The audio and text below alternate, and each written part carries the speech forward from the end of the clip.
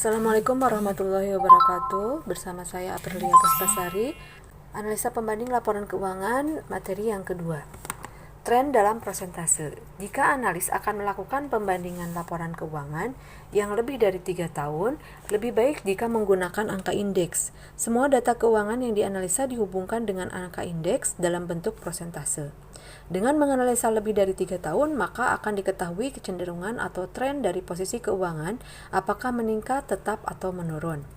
Di sini ada contoh pos-pos dalam laporan keuangan ya. Ini ada aktiva ya, harta, kas, piutang, neto, persediaan, aktiva lancar dan lain-lain. Lalu ada lagi pos-pos hutang yang bawahnya ya. Itu pos pasiva. Nah, ini kita menghitung tren dalam persentase. Adapun cara menghitung tren dalam persentase, contoh di sini ada kas ya.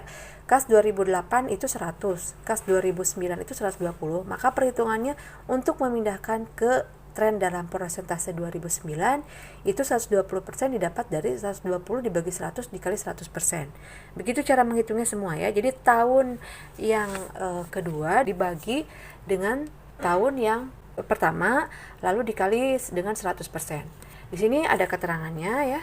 Untuk menghitung tren perlu ditetapkan tahun dasar sebagai dasar penilaian, atau dalam contoh tahun dasar di sini 2008, di sini seperti itu ya. Kas tahun 2008 100.000 dengan angka indeks 100, sedang saldo kas tahun 2009 sebesar 120.000, maka indeksnya adalah 120.000 per 100.000 dikali 100%.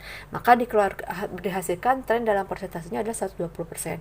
Ini maksudnya atau artinya adalah kas tersedia tahun 2009 adalah 120% dari uang kas tahun 2008. Lalu yang kedua, kas tahun 2009 naik 20% dari kas tahun 2008. Yang ketiga, uang kas 2009 20% lebih besar dari uang kas 2008. Tren dapat diperbandingkan apabila memenuhi syarat sebagai berikut. Pertama, prinsip-prinsip akuntansi diterapkan secara konsisten dalam pencatatan akuntansi pada periode bersangkutan. Yang kedua, tidak terjadi perubahan nilai uang dan harga yang berbeda.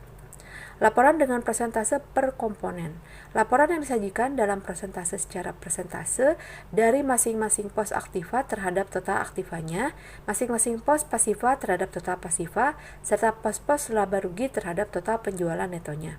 Sehingga diperoleh dasar atau ukuran umum sebagai pembanding disebut laporan dengan persentase per komponen. Pembuatan persentase tersebut dapat dilakukan dengan 1. Nyatakan total aktiva, total pasiva, serta total penjualan neto masing-masing dan 100%. Lalu yang kedua, hitung rasio dari tiap-tiap pos dengan cara membagi jumlah rupiah masing-masing pos aktiva dengan total aktivanya, jumlah rupiah pos-pos pasiva, dan total pasivanya.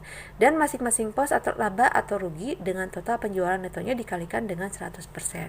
Di sini ada contoh saldo piutang 31 Desember 77. Di sini 1.324.200 rupiah. Total aktivanya 31 Desember itu adalah 5.488.400 rupiah. Maka persentasenya perhitungannya adalah 1.324.200 dibagi dengan 5.488.400 dikali 100%. Maka keluarlah angka 24%.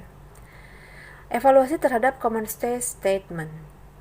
Laporan dengan persentase per komponen dari total aktiva yang telah diinvestasikan dalam masing-masing jenis aktiva dengan membandingkan persentase tersebut dengan persentase rata-rata industri akan diketahui apakah investasi kita telah kurang atau melebihi batas-batas yang umum berlaku. Laporan dengan cara ini menunjukkan sumber-sumber dari mana dana yang diinvestasikan dalam aktiva tersebut. Persentase per komponen hanya menunjukkan tren dan tidak menunjukkan ada tidaknya perubahan secara absolut.